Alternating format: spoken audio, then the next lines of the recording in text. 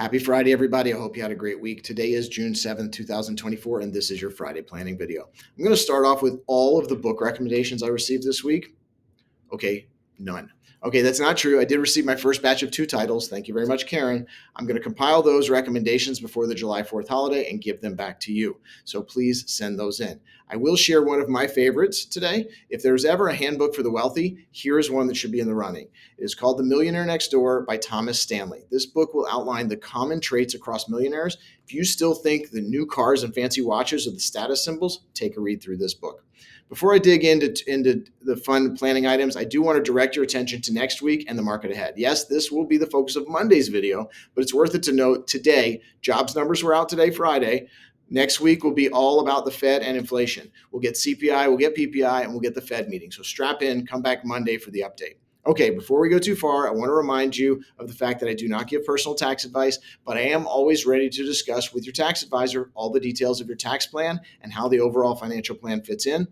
And I don't give legal advice either. So if you, as I've suggested in the past, the team of your financial advisor, your tax advisor, and your legal advisor, this is a true A team, and I'd love to have that meeting. I'd like to start with tales from the front lines. Yes, items that I saw with clients this week. Let's talk about diversification. And no, I did enough pre-Monday market update already. I do also talk a lot about diversifying your investments, investment vehicles, small, mid, and large cap stocks, growth, value, international, and even bonds. This part is important. But just as important is diversifying in your investment account types, especially retirement accounts for tax purposes, both pre-tax and after tax, and then also the taxable accounts, those that are subject to capital gains taxes but are not IRAs or 401ks. This week, I met with a couple who had all their net worth, a nice amount, all in their retirement accounts, and even more so in their traditional retirement accounts. Again, talk to your tax advisor, but pre-tax dollars that go into your traditional retirement accounts, by definition, they have not been taxed. So they go in, they grow, and they come out as ordinary income. There's nothing necessarily bad about this. It's just that it is only one of your tax options. Think after-tax retirement savings. In this case, Roth IRAs and 401ks. Again, please talk to your tax advisor, but here's where you put your money in to your retirement accounts after you've already paid the taxes on it. If it makes more sense to those if it makes more sense to those who do all of this through their company investment plans, the Roth contribution comes out of your paycheck towards the bottom of the list or below the line, or after the income has already been taxed. The outcome of this, since it goes in after it's already been taxed, when it comes out without being taxed as ordinary income. In fact, most cases it comes out tax-free. By the way, the traditional contributions come out above the line before your income gets taxed, thus the pre-tax definition. Okay, we have two tax buckets, both of them retirement accounts. That is the traditional or tax deferred, and the taxable, and then the taxable, and that's taxable when you take it out, and the Roth or after tax, and that's the tax-free when you take it out. So what's left? First, why does it matter? The retirement accounts are great as long as you are in retirement or at least 59 and a half years old. In most cases, if you're not 59 and a half years old, you cannot access these funds without penalty. So what are the other options?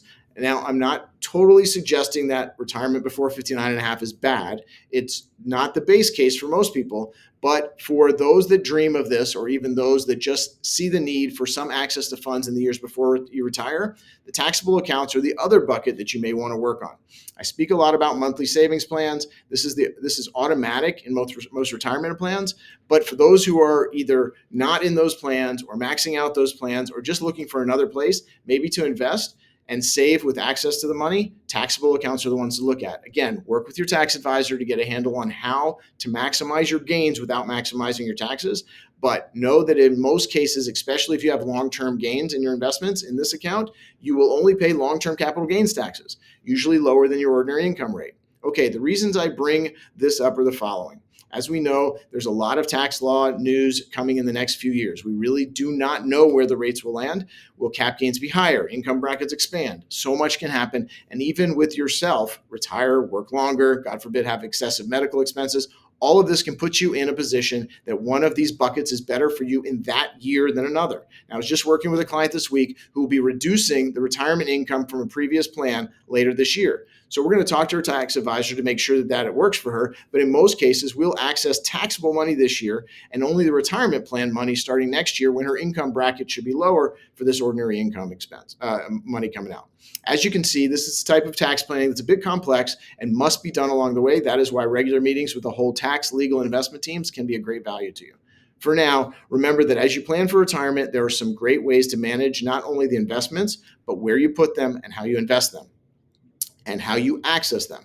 So we also find ourselves in a time that those corporate retirement plans that have been so hard to keep track of, I am now able to assist you more clearly than before. Please ask me how about this and how we can bring your 401k or 403b into the full suite of planning that we use for everything else. The week is over. It's another summer weekend, and I hope you're able to cozy up on the patio with a nice book and maybe share that book name with me. If you suggest it, we'll see what happens. Keep in touch. Have a great weekend.